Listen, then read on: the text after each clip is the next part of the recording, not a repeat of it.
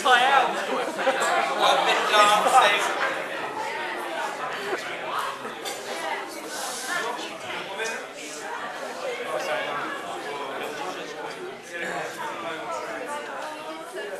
I'm sorry for stopping everyone dancing.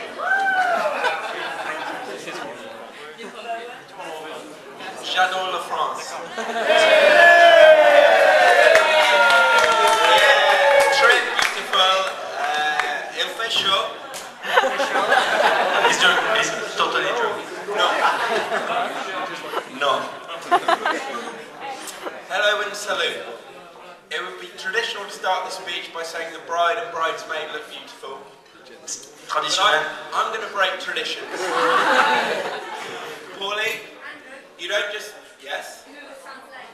Oh. Up to you, man. Okay, if you don't need me, Pardon. you're drunk, it's okay, I forgive you. Paulie, you don't just look beautiful, you look breathtaking. But I know Julie hasn't picked you just to look glamorous in all the photos. She's picked you as I know you've been a fantastic sister to her. And your chanton à l'église est très bon. Très bon.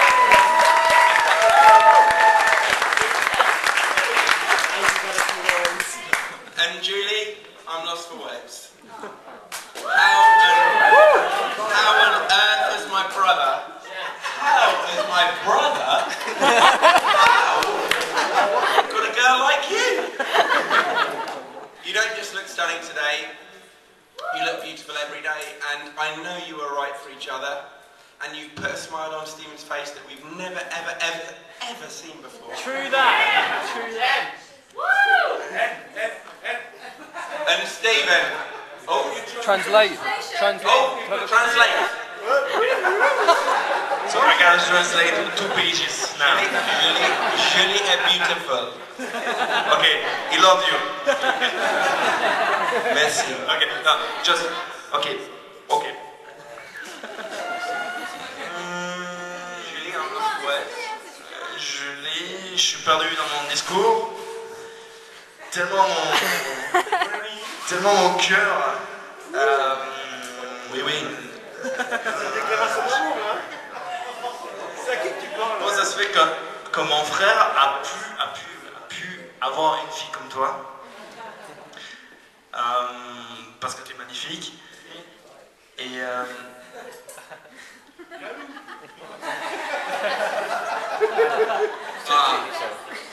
Tu as réussi à mettre sur le visage de Steven un sourire indélébile que même son frère n'avait jamais vu avant. C'est incroyable. mais Steven, of course, tu es aussi quelqu'un de I haven't read that bit yet. I anticipate. And Stephen, the groom, of course you're going to look good because you're related to me. When Stephen asked me to be best man, I wondered what he wanted in return.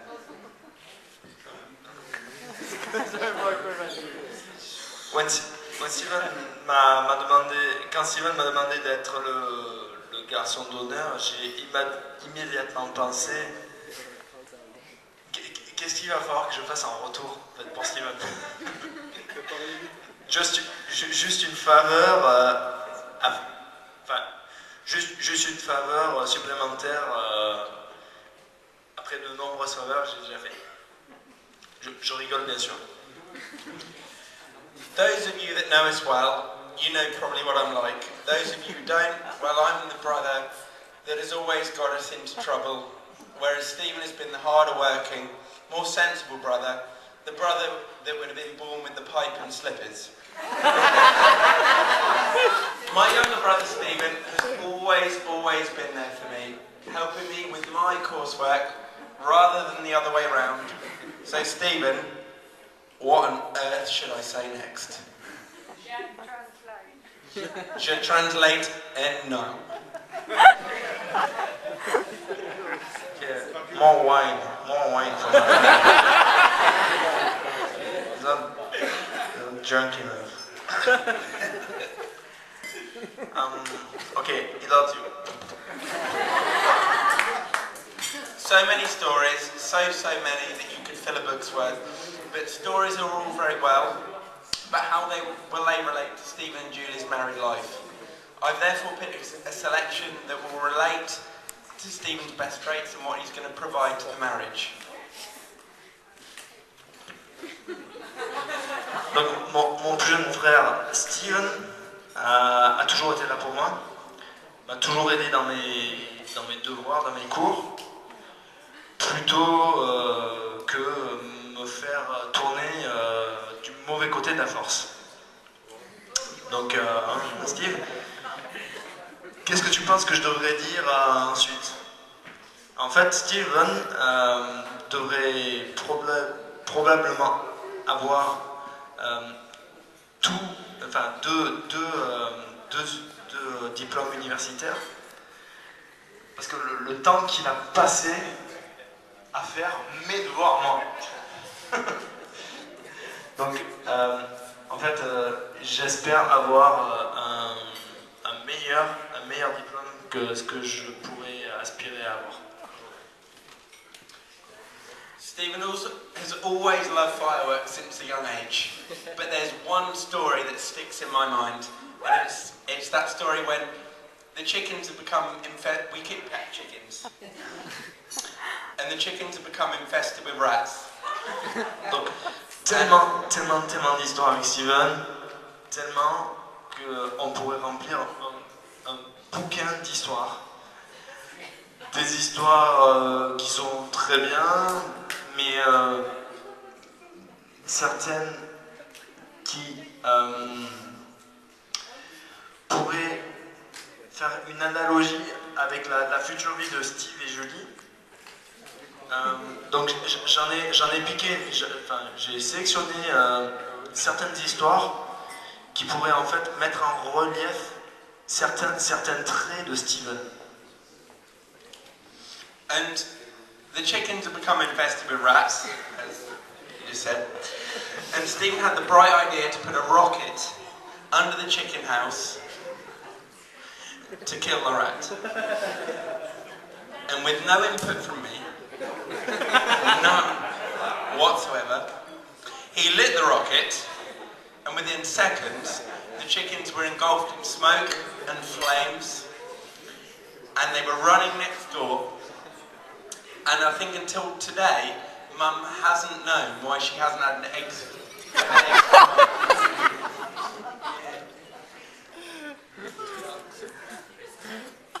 Donc Steven avait les feux d'artifice depuis son plus jeune âge, et je pense qu'il en a fait exploser quelques-uns à la maison. Mais il y a un feu d'artifice en particulier qui reste toujours dans mon esprit. Depuis qu'on est jeune dans cette famille, notre famille a l'habitude d'avoir des poulets. Et un jour, on a capté en fait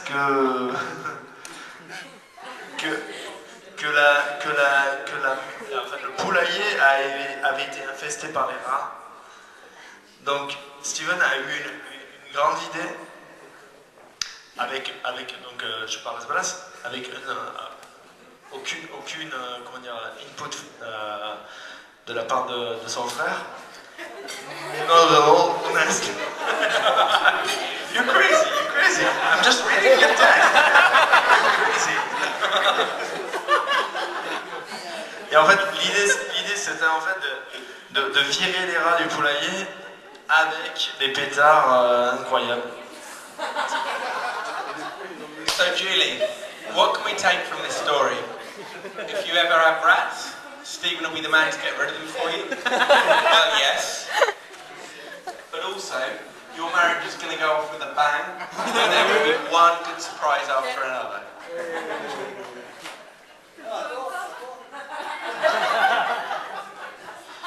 Donc, comme un artificiel.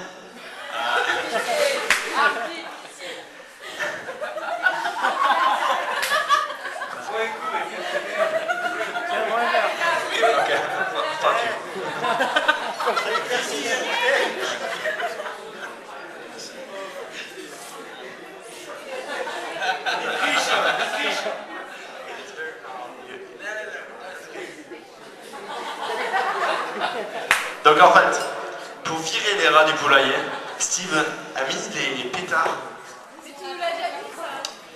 A mis des pétards assez loin des poulets. Mais assez loin. C'est Dieu. Merci. Il love you.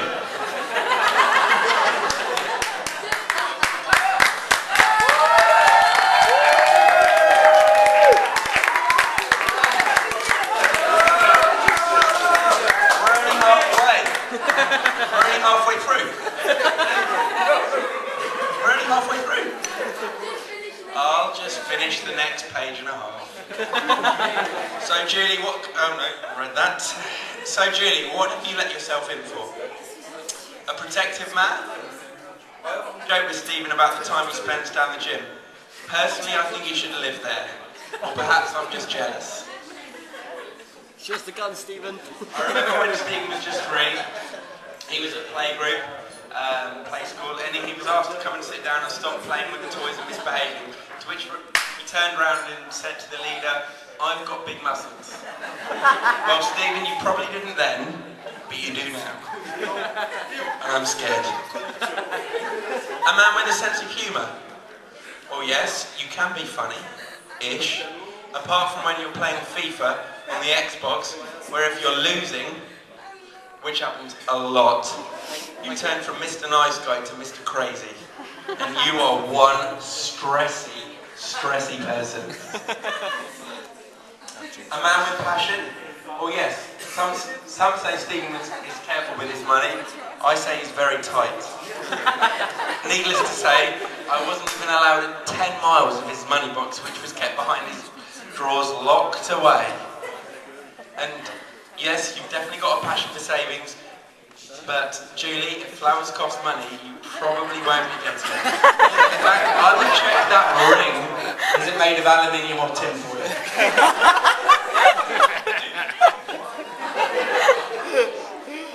I'm going for a few minutes yet, I'm sorry. A man of means. Well, a man who's paid to watch cartoons for a living. Mum always used to tell us, cartoons and TV will never, ever get you anywhere, and Stephen, you've proved them wrong. I'm very proud of your job there, Stephen. You will go far. A man. Well, Stephen, over the years, you've grown into a fantastic brother and friend, and yes, as your older brother, I will take some of the credit, and I'm very proud of you. We've always been there for each other, and Mum and Dad have always been there for us.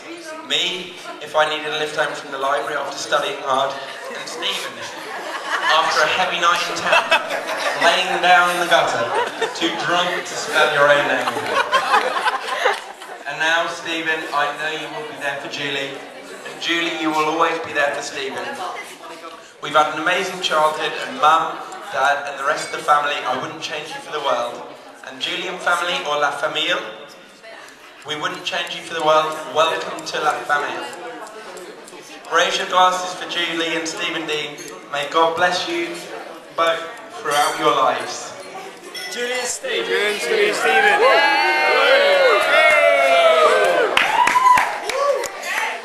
And I'm really sorry about the past 5 minutes.